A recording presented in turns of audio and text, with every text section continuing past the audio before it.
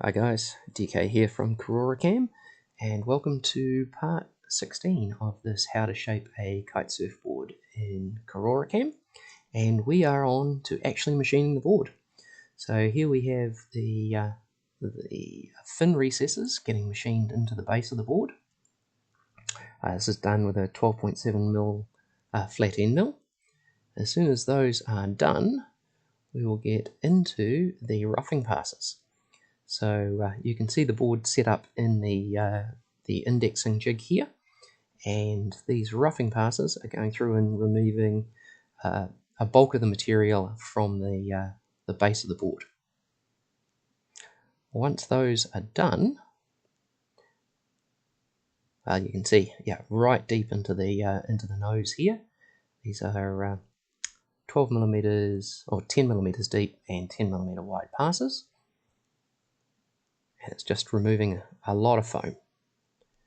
And as soon as those were done, I swapped over to our ball end mill for doing the finishing passes. And as soon as that started up, you can see this is machining in all the fine detail of the board.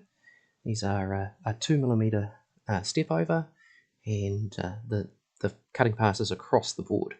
So this will just slowly work from the tail through to the nose and machining all the detail in. Here's the controller working overtime with all the fine detail in this G-code. You can see we do actually leave a little bit of a, we machine outside of the board, leaving a little flat. This detail just makes it easier to trim the board out at a later part of the process.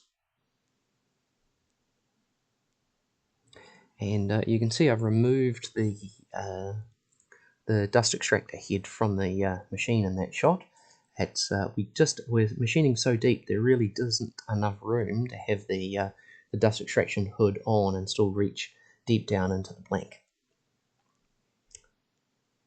So there's my friend Monique in the background there. She's actually doing a job on her other machine.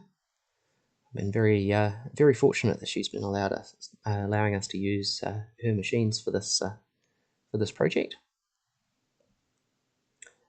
In fact, she's doing a job on the other machine using KaroroCAM, actually using the drag knife module to cut some custom packaging. So KaroroCAM is definitely useful for a wide range of different projects. And you can see in this shot there is the water vapor coming out of the water tank to the left-hand side there. That's the vacuum hold-down pump. This machine uses a water ring vacuum hold-down pump, and the water can get quite warm, especially in long machining processes like this one. And these passes will start to get tighter and tighter as we get towards the tip of the board. And once this is done, it will be a matter of flipping the blank over, getting it set up in the jig, and we can start the process of machining the deck. And there we have the code loading up. And the first process in the deck machining is machining the recess for the leash plug. And you can see how deep we're going with this long reach half-inch tool bit in this shot. We're using almost all of its capability. And then it's on to the roughing passes. Same as the base, just using these 10mm deep, 10mm wide step overs. And these are parallel passes, or offset passes, a better way to describe it. We're just slowly moving from the center line of the board to the outside.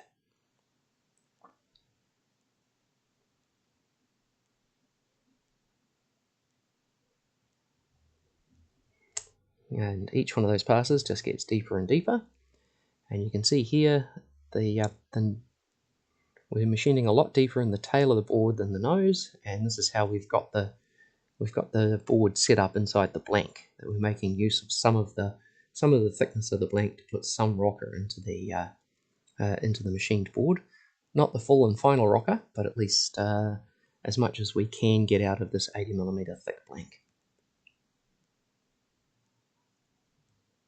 And as soon as these roughing passes are done, you can see how you'll see how deep these are running into the tail of the board. And there we go. There's our last cuts, and then we can switch over to our round nose bit and do the finish passes. So there is the very start of the finishing passes, just going around the detail in the tail, and then we'll just slowly work from one end of the board to the other. Now, one of the nice things about having two machines is that I was able to get on with another job while this one was being machined. And if you go back to the previous video showing the construction of the shaping rack, that was actually you can see some of the machining of that going on in the background while the deck of this board is being shaped. So that's definitely dual wielding. It might be one way of describing it, but yeah, definitely have two machines going at the same time, doing two different jobs. It certainly saves a lot of time. So what happened from here is my battery ran flat, and I didn't get the end of the machining of this board. As you can imagine, it was a lot of time to actually get this done.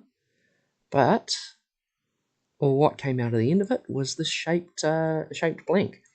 As you can see, there's a lot of well, there is a bit of finishing required. We have machining marks to sand out. We have the flange to remove along the edges of the board.